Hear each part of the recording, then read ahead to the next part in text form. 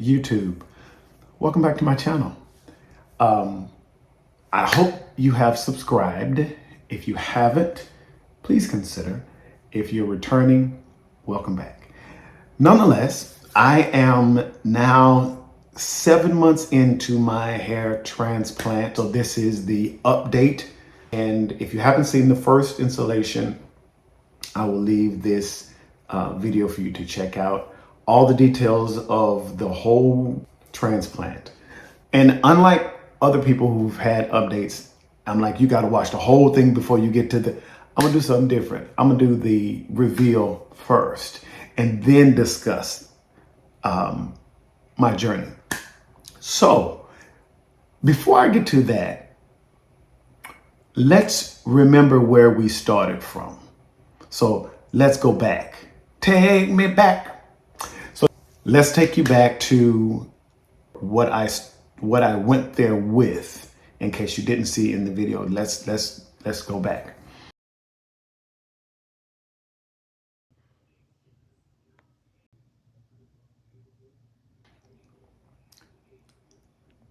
So that's where I was. To cut to the chase, here is where I am now. Now this light is little, and I just cut my hair today. This light is it's not the best.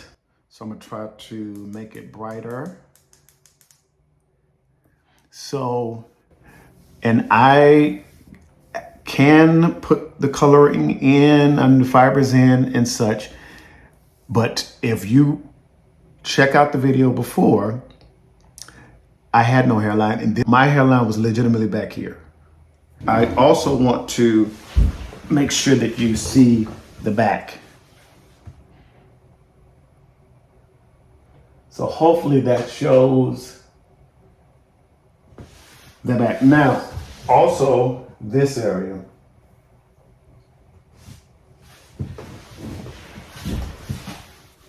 This journey has been a long one, a tedious one, but one that matures you. I want to give you videos of the journey and discuss the journey. This is 3 days after the transplant. Scabbing has started. My donor area is still looking sensitive. It's very red. Day 5 after the transplant.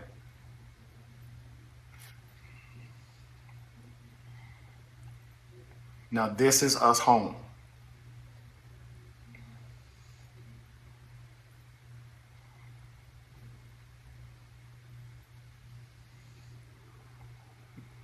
Day 7 for me after the transplant, when I got home. Kurt still has some issues with his hair growing and the clotting. Okay, what I want you to pay attention to is the back. The back area is red 17 days after, because that area has come alive. It's going to continue to be on fire for some time. This is why they ask you to sleep on a satin pillow. Now, the scab is still there. They're kind of falling out. The scab area is honestly the best time. This is my crown. There's not much in there, but they did implant. So Kurt still has scabs in his head still on this at this point. His donor area as well is on fire. That's just something that nobody really talks about. That area is the most sensitive. Scabs have fallen at this point. This is 1 month after. This I consider the ugly duckling stage for me. The back area is still sensitive. It still feels like creepy crawly things are crawling in the back. My donor area is just gonna stay alive forever. This is gonna be what we all have to deal with. Kurt is knee deep in his ugly duckling stage. He had very sensitive areas on his implanted area. His donor area seemed to be healing a lot better than mine. His crown as well as, it's shedded as well. But that little one area where they pulled on his donor area, that's still sensitive and still looks kind of awkward. Now it says no more than 4 sprays. Do you see what the size of this? And I got to do the back of my head too. Okay, one spray. 1, 2, 3, 4. Hard head, 5. And it says I'm supposed to massage it in.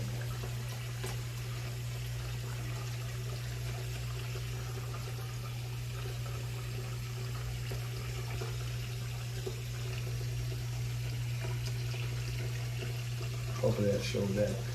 But yeah.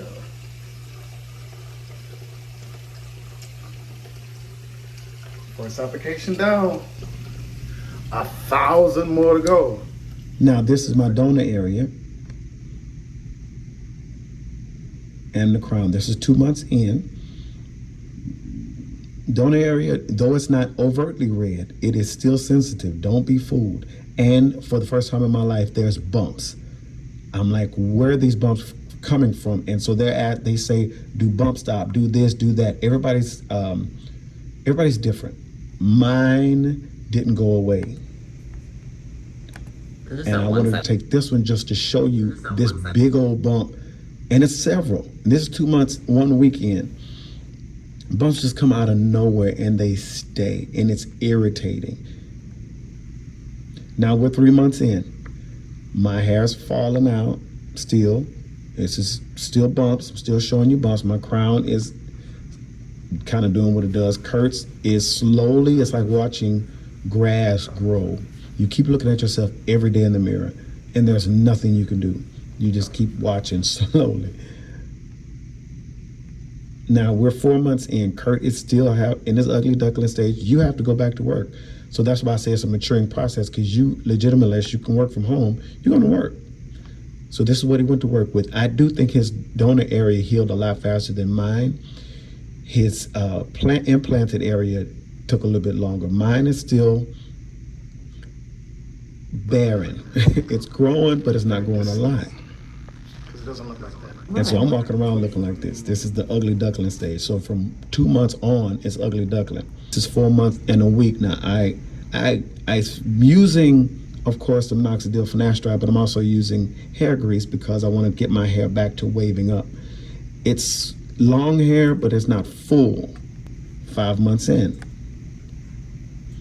I'm getting my waves back, but stuff is not growing consistently. Still 5 months in, so my crown is still nothing, but my donor area is starting to be not as sensitive. And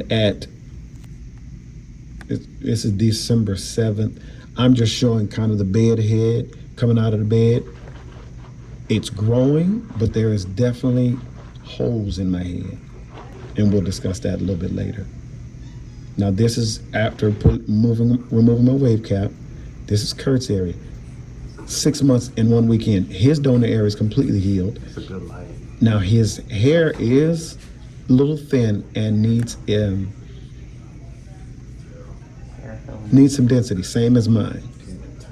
And so we're gonna move on to the commentary. So if you are thinking about getting it, I mean, totally up to you. I'm not 100% satisfied. I'm about 80% satisfied because, again, I had no hairline. This was all colored in back in the day, and I had to do a comb over and put my wave cap on my head and spray. So So am I 100%? No. About 80% satisfied. But let's move on. So one thing that I want to come out the gates with is a lot of people are like, which clinic should you go with? That's the biggest thing. And I went to Dr. Caymaz. Am I 100% strong Caymaz? I'll say no, I'm not anymore. But I had to realize, or what we have to realize, or what you have to realize if you're going to do this, is what is most important to you. I was concerned with care. I was concerned with communication. I was concerned about over-harvesting. Was that the biggest thing? 7 months in, I'm going to say it was important. It's kind of like the quality over quantity. But if you're getting a hair transplant, you kind of want a mesh of both. I went with Caymaz, who was a little bit conservative as it related to planting the hair.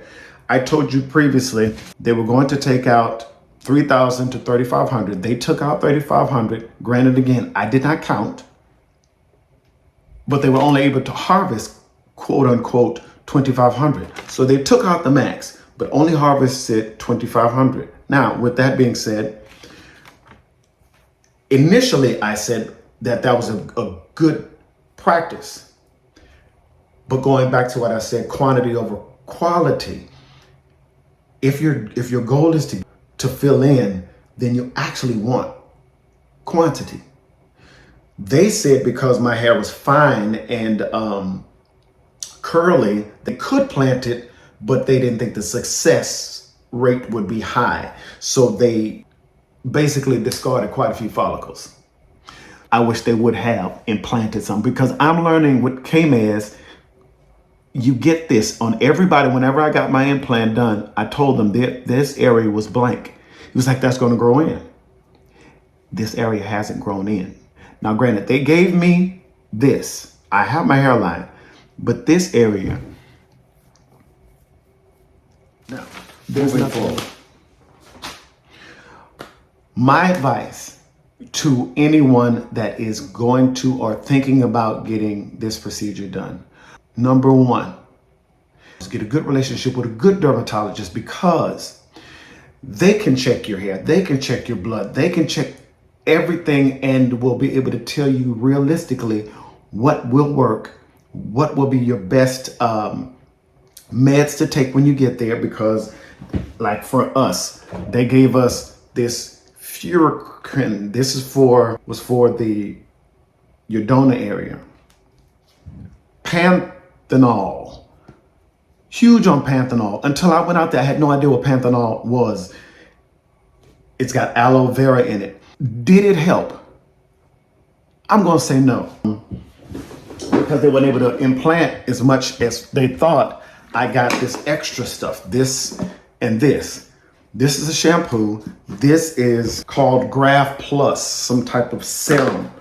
They also gave me pills as well to take. And I took the pills. I didn't complete the serum.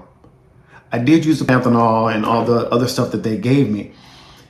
But did it help? I'm going to say no. Now, problem that I have, and the reason why I say get a dermatologist, is because we have no idea. When we get out there, we are held hostage by whatever they say. So we are at a disadvantage because they're saying this is what will help you. And that's coming from a doctor, so you have no other choice but to buy into what they're selling. So if I would have paid the $500 that I was supposed to pay for that, I would kind of be upset. The thing that I think no one talks about is after they extracted the hair, this area came to life, and not in a good way. And this area is going to be sensitive for several months. So you're needing relief. We ended up getting we got some advanced protection healing ointment. We got some Mederma scar cream. We just were trying to find relief. There was no relief for this other than the panthenol. That's why I'm saying form a good relationship with a dermatologist so they can give you and instruct you on what you need to bring with you for the aftercare of your donor area and the implanted area. They gave some re-wetting stuff and other stuff. What is the efficacy of that? No clue. There's no Amazon reviews. There's nothing. You have to take their word. Once February gets here, it will be 8 months. And so in doing my review, I wanted to, I guess, give you footage of the difference, these results. This is where they pulled my hair from. This is the donor area. And this is where I had that my red area start, and it comes all the way around. Now, here, there is still a difference in the hair. No matter how I cut or when I cut, there's a difference. And as I said in my video, this donor area, it continues to itch, bumps still come, But you see this difference right here. This is the donor area. Now, does that mean I was over harvested? I'm not sure. I don't exactly grasp over harvesting. I do grasp there being a difference after the hair is between extracted. Kurt and Kurt had the tech, I had the VIP. One thing I want to take y'all to take back from this is you don't need the VIP. I did the VIP treatment and Kurt's results are equivalent to mine. I'm taking minoxidil and finasteride. He's taking nothing and his results, in fact, I'll show you his results. Okay,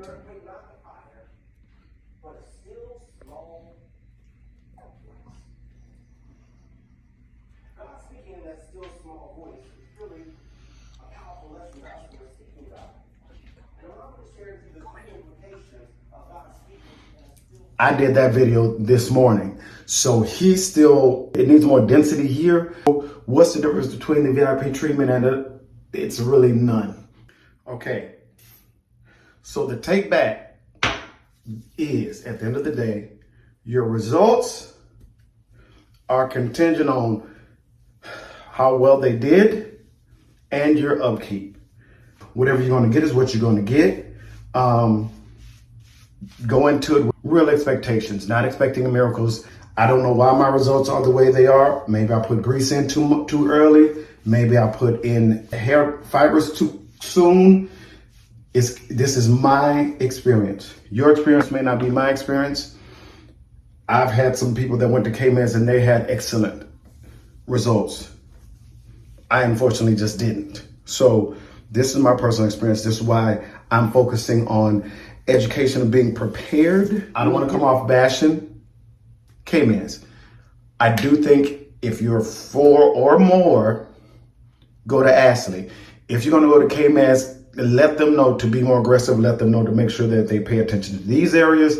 And whatever you take out, plant is what you need to tell them. Other than that, I have no issues with Mansour was excellent. The services I received there was excellent. There was only 2 people there, he and I. There was nobody trying to sell me anything. Products, don't buy their products. I'm not talking about Caymaz, I'm talking about anybody in Istanbul. Go there with your own products. This is why you need a dermatologist, so that you can equip yourself to have the best experience that you can. The journey is long. The process is, trust the process. What in Hades is the process? The process is realizing that you may not get the results that you want. Hair greed is real. I have hair greed, but I'm not gonna get a second one. I may do PRP, but I'm not gonna get a second one. So it's like any relationship that you have. You go into it saying, I want the perfect relationship. I want this to be blah, blah, blah. The reality is it's not gonna be perfect. You got to compromise. You got to deal with some BS. And it's just not gonna be as what you thought it was gonna be. This is the same scenario. I think this could be, in my 8th month, I thought this would have filled in by now. He didn't put much in my crown, so that's why I'm doing the hems. But I was sure expecting more. I got a good hairline. I just was expecting a little more.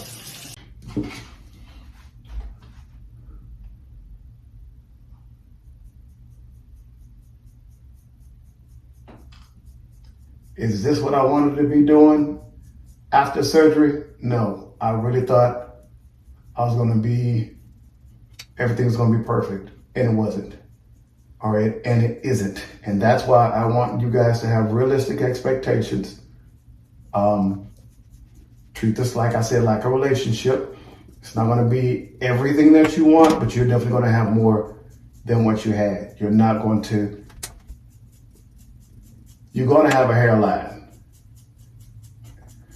And that's realistically what I really wanted more than anything else, was to have a hairline, and I do. So we're gonna wait on the rest. Hopefully there's more to come. So that's all for now, y'all. We're gonna see. My next results should be within a year. I'll come back and see what this year has in store. Hopefully the minoxidil and finasteride would have kicked in and my results would be better. But for now, this is it. So once again, with all sincerity, thank you guys for tuning in. Thank you for watching. Thank you for commenting. I hope this helps you. And if there's any question that I can answer for you, feel free to leave them in the comments and I will respond. And again, if you're going to do this journey, do your research, get a dermatologist, join the Anagadan group, ask questions, and be realistic about your expectations and what you want, and be clear. All right? Y'all have a good one. God bless you. We'll be back soon. Oh, and one more time, just in case you wanted to see.